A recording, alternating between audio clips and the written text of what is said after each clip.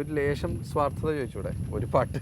അതായത് വേറെ ഒന്നുമല്ല, എനിക്കൊരു ബർത്തായിട്ടുള്ള ഒരു പാട്ടാണ് ഗോപി സുന്ദർ. ഇളം കാറ്റിലാടി വരുന്നു കൂട്ടുകൂടി കിണുങ്ങി മിഴിപ്പീലി മെല്ലെ തഴുകി നറുചെരി 4 മണിപ്പൂ പോൽ വിരിഞ്ഞുവോ ചെറുമഷിത്തണ്ടു നീട്ടി വന്നെടുത്തു നിന്നുവോ മണിമധുരം ഉണങ്ങാനിലോ നനയും ഞാനാദ്യമായി ഓലഞ്ഞാലിക്കുരുവി. എനിക്ക് ഈ ഹരിയെക്കുറിച്ച് അറിയാൻ പാടില്ലായിരുന്നു പാട്ട് റെക്കോർഡ് ചെയ്യുമ്പോഴേ.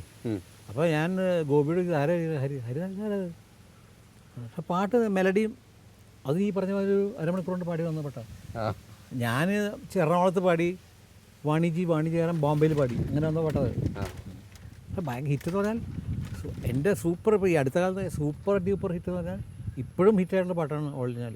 എന്തായാലും ചേട്ടാ ഇപ്പോൾ നമ്മുടെ ഇപ്പോഴത്തെ സൂപ്പർ ഹിറ്റില്ല മണ്ണപ്പം ചുട്ടു കളിക്കണ കാലം, അത് ഭയങ്കര ഹിറ്റല്ലേ.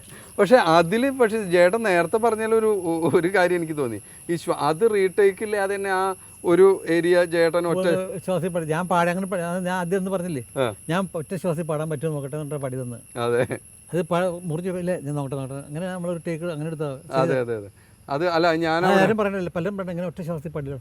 അല്ല, അത് ശരിക്കും ഒറ്റ ശ്വാസത്തിൽ ചേട്ടൻ പാടിയത് തന്നെയാണ്, ഞാൻ കണ്ടതാണല്ലോ. അതുപോലെ തന്നെ മണ്ണപ്പം പോലെ തന്നെ നമ്മൾ നേരത്തെ പറഞ്ഞ പോലെ ജയേട്ടൻ്റെ ശബ്ദത്തിനെ അനുസ്മരിപ്പിക്കുന്ന പോലെ കൗമാരം തുളുമ്പുന്ന ഒരു പാട്ടാണ് സന്തോഷേട്ടൻ്റെ ഇപ്പോൾ പൊടിമീശ. പൊടിമീശ ഭയങ്കര ഹിറ്റാ പാട്ട്. പൊടിമീശ മുളയ്ക്കണ കാലം ഇടനെഞ്ചൽ ബാൻഡടി മേളം നാളിന് പള്ളിയിൽ എന്നാണ് കരിനീല കണ്ണ് അവളൊരു ക്രിസ്ത്യാനി പെണ്ണ്.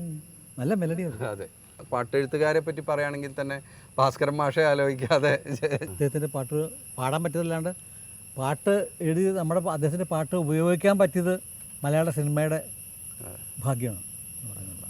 അത് പക്ഷേ ജേട്ടൻ വന്നത് തന്നെ അങ്ങനെയാണല്ലോ. ഇപ്പോൾ മഞ്ഞളയിൽ മുങ്ങിത്തോർത്തിയാണെങ്കിലും ഒരു മുല്ലമാലയുമായി കൂടെ കുഞ്ഞാലി മരക്കാറിലെ പാട്ടാണെങ്കിലും രണ്ടും ഭാസ്കരൻ മാഷ്.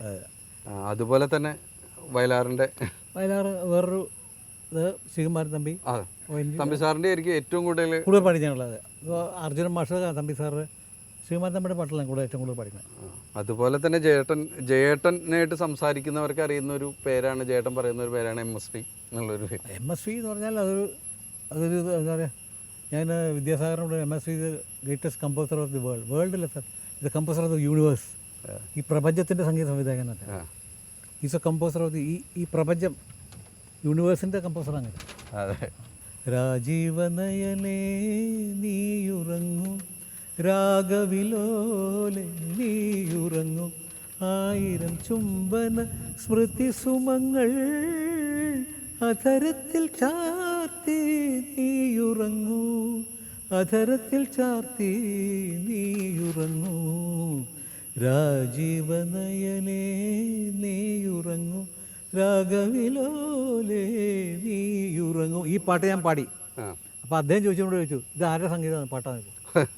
ഞാൻ പറയും പൊക്കം കുറഞ്ഞ കറുത്തൊരു മനുഷ്യൻ്റെ MSV എന്ന് പറഞ്ഞാൽ അദ്ദേഹം എൻ്റെ ഓർമ്മയില്ല, അദ്ദേഹം അത്ര വലിയ അദ്ദേഹത്തിന് ഓർമ്മയില്ല, അദ്ദേഹം എന്താ ചെയ്തത് അദ്ദേഹത്തിന് ഓർമ്മയില്ല. അതുപോലെ തന്നെയാണ് ജേട്ടൻ എപ്പോഴും ഓർക്കുന്നതാണ് സുശീലാമ്മയാണെങ്കിലും. അത് വേറൊരു ശബ്ദം, ഈ പ്രപഞ്ചത്തിൽ എഴുതുന്ന ശബ്ദം എനിക്ക് ഞാൻ ഏറ്റവും ഇഷ്ടപ്പെടുന്ന ശബ്ദമാണ്. വോയിസ് സിംഗറിൽ ഒരു പാട്ടുകാരനും പാട്ടുകാരിയിലും വെച്ച് ഏറ്റവും ഇഷ്ടപ്പെടുന്ന Susheelamma, male voice Rafi sir.